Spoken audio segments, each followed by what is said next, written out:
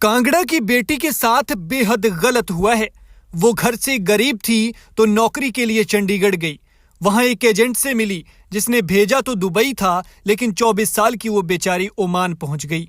Oman से परिवार को अज्ञात नंबर से एक वॉइस नोट आता है जिसे सुनकर परिवार के होश उड़ जाते हैं। लेकिन अब आगे उसका कोई अता पता नहीं है। वो किस हाल में है, कैसे रह रही है, किन किन मुसीबतों से लड़ रही है, कोई नहीं जानता। पता लगा है तो सिर्फ इतना कि उसका फोन और पासपोर्ट जब्त कर लिया गया है। उसने आखिरी बार किसी और के फोन से वॉइस नोट भेजा था और बताया था कि उसके साथ कुछ और लड़कियां भी हैं जो मुसीबत में हैं। दरअसल ये मामला हिमाचल प्रदेश के कांगड़ा के शाहपुर का है। यहाँ 24 साल की पवना घर से पैसा कमाने के लिए निकली।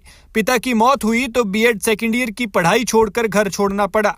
पता चला कि पवना चंडीगढ़ गई थी और एजेंट के थ्रू 16 दिसंबर 2023 को बतौर घरेलू सहायिका के काम के लिए दिल्ली से दुबई की जहाज पर चढ़ी थी। चंडीगढ़ में एक एजेंट ने पवना को नौकरी के बारे में बताया था और दुबई भेजा था, लेकिन लड़की के जाने के बाद परिवार से काफी दिन तक उसका संपर्क नहीं हुआ। तो लड़की के परिचित ने विधायक केवल सिंह पठानिया से संपर्क किया। केवल सिंह पठानिया ने दिल्ली में सीएम सुखविंदर सिंह सुक्खू से मुलाकात की और अपने निर्वाचन क्षेत्र के कुठराना की 24 साल की युवती पवना की गुमशुदगी को लेकर बात की। पवना ने 16 दिसंबर को दिल्ली में विमान में चढ़ने के बाद अपने भाई से वीडियो कॉल पर बात की थी। उसके बाद उसका कोई सुराग नहीं लगा और ना ही अगला कॉल आया। फिर 26 दिसंबर को परिवार को अज्ञात नंबर से ओमान से एक वॉइस नोट मिलता है जिसमें लड़की ने कहा कि उसके साथ 7-8 और लड़कियां भी हैं जिन्हें ओमान ले जाया गया है और उनकी जान खतरे में है। लड़की ने यह भी बताया कि उसका पासपोर्ट और मोबाइल फोन कुछ लोगों ने उससे ले लिया है।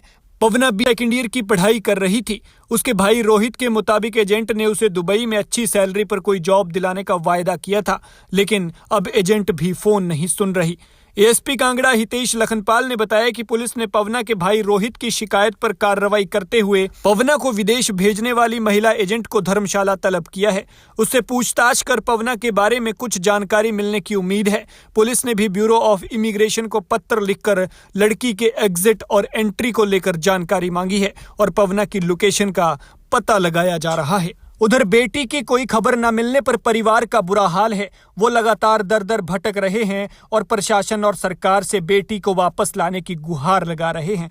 फिलहाल देखना होगा कि इस मामले में क्या खुलकर आता है, कैसे एजेंट ने उसके साथ धोखा किया और पुलिस पूछताछ में एजेंट इसको लेकर क्या खुलासे करती है कि उसे भेजा तो दुबई था, लेकिन वो ओमान पहुंच कैसे गई और उसके बाद ओमान में उसके साथ क्या क्या हो रहा है। इन तमाम सवालों के जवाब एजेंट से ही मिलेंगे, लेकिन फिलहाल देखना होगा कि पुलिस पूछताछ में वो महिला एजेंट क्या खुलासे करती है।